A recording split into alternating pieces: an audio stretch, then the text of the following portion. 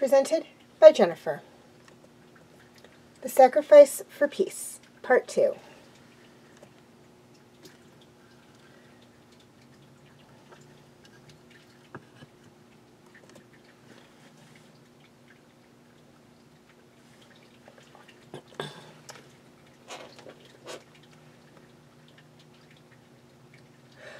Pariah, wait!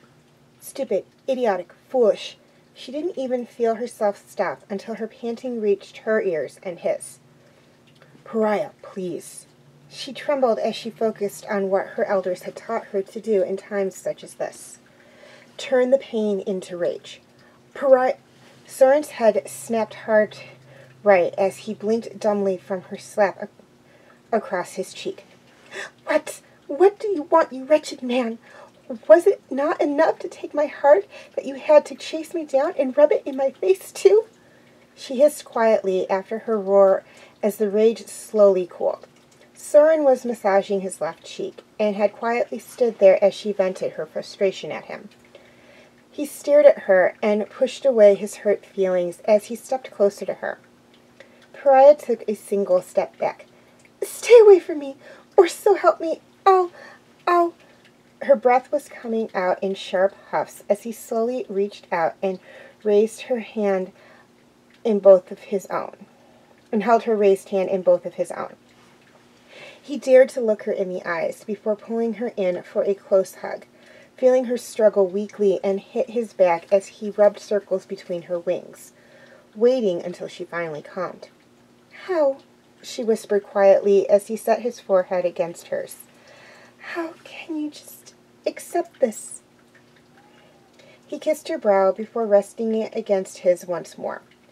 Because if my death brings both our lands peace, then I'll do it. He leant closer and chastely kissed her neck as he muttered right next to her ear, For you, my salty dragoness. She snorted and giggled, hugging him closer. Is this how humans say I love you? She chuckled dryly, nuzzling into his neck. He chuckled in response and rubbed his fingers just above her tail, making her freeze and turn the shade of her scales. I think I may need to teach you how humans express themselves. She growled at the challenge he offered before lacing her fingers with his and leading him to her chambers.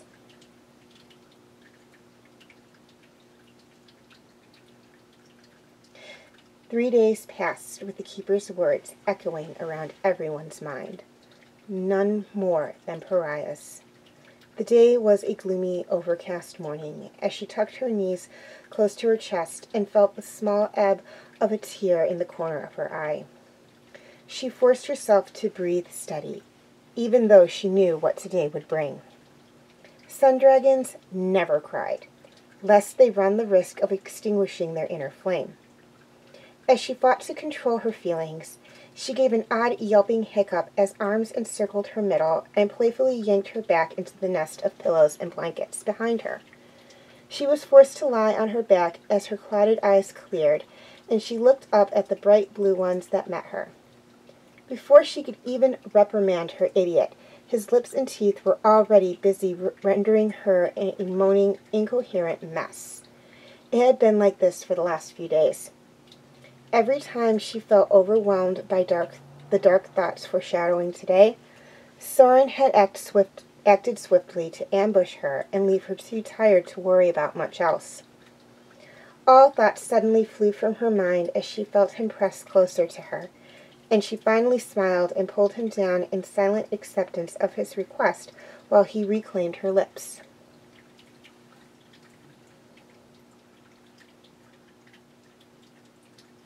Pariah groaned as she stirred and caught Soren's fading scent around them.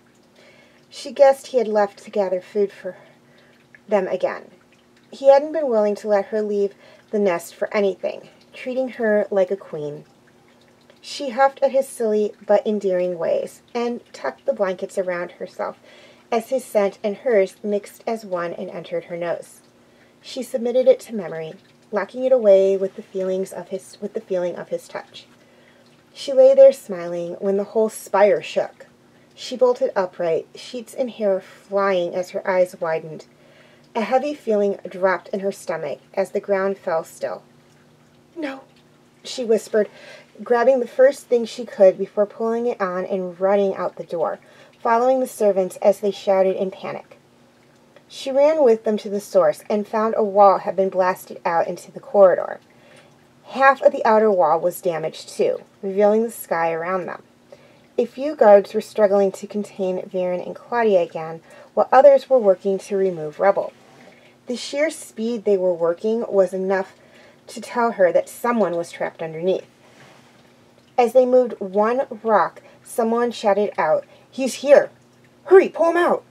Pariah stood at the front, unable to move as she watched them drag a human from out of the rubble, her heart stopping when she saw the blonde hair stained red with blood and his eyes closed. Her breath hitched as she watched the elves look him over before one shook his head slightly. The dragoness gasped as they left him on the ground and redoubled their efforts on the human mages. She ran over, looking over him as he lay there. Carefully, she touched his cheek, but he was cold. The warmth was gone. The light, brilliance, and stupidity of this human, all gone. She blinked as her breathing became sharper before she absent-mindedly stroked his hair back, wishing for him to wake up. Viren had been a fool to question a keeper. They had given up the right to interact with others so they could know all that had passed and all that was yet to come. They were living archives to be called upon in times of great need. Now, as she knelt on the ground, stroking back Soren's hair, she mentally pleaded for the keeper to come. He had said it would happen, and it had happened. From what she understood, listening to the people around her, Viren was powerless now, but his witch of a daughter wasn't.